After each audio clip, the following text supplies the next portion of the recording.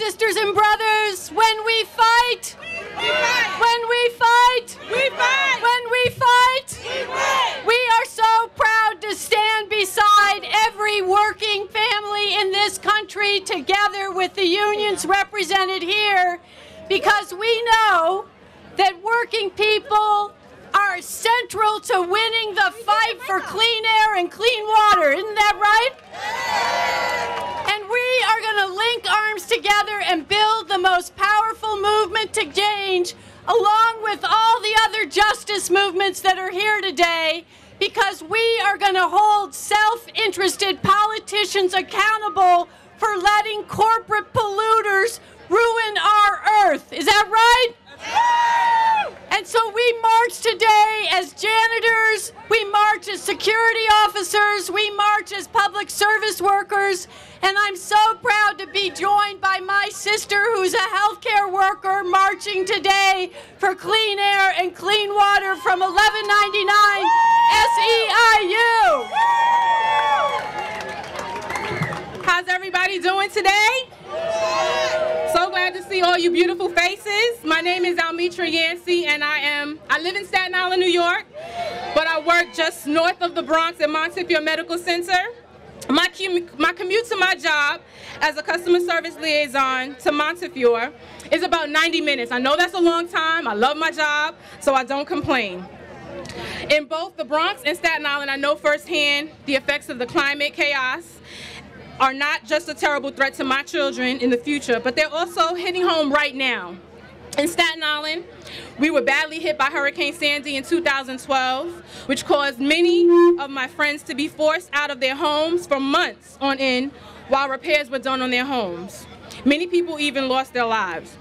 Scientists have shown that as more heat-trapping gases from the burning of dirty fuels are dumped into our atmosphere, storms like Sandy, both here and around the world, are more frequent and more intense. I mean, even just look at the weather today. Tomorrow is going to be 30 degrees colder.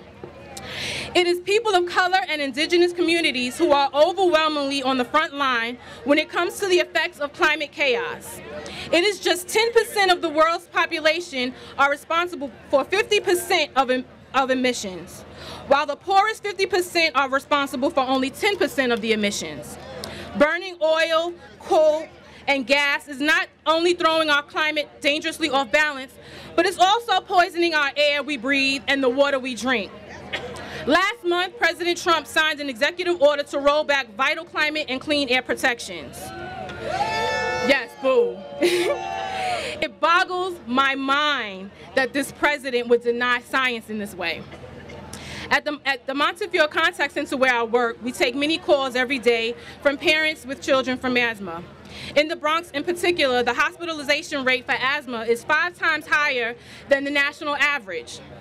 Many scientists believe that the high levels of pollution caused by cars and trucks on the major highways passing through the Bronx is a major contributing factor to asthma.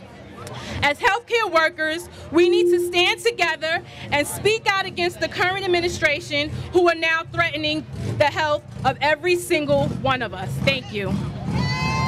Thank you so much. Woo! You've just heard from Almitra Yancey from 1199, her daughter Dominique, and her daughter Alea, and her friend, whose name? Say your name. Dorian, and a friend Dorian. Thank you for hanging a banner. I want to do a shout out to Executive Vice President Maria Castaneda, who is here from Secretary of 1199. And I think our leader from 32BJ is in the house. I think I saw him here. And I just want to say that the people in this crowd know that the current president and his administration is not going to divide working people in this fight. Am I right? And I want you to repeat after me why we march today. We march. We march. Because we're on the front lines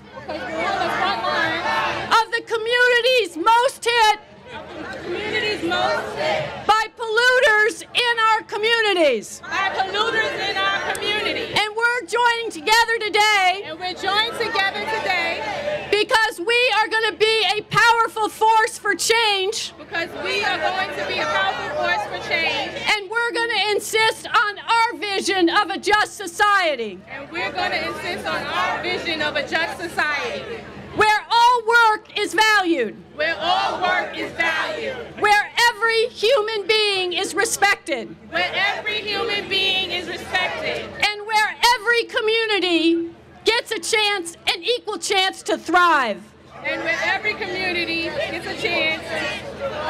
And sisters and brothers, we're proud to join together today to fight like hell to make sure we leave this world a clean and safe and more equal place for generations to come. Is that right?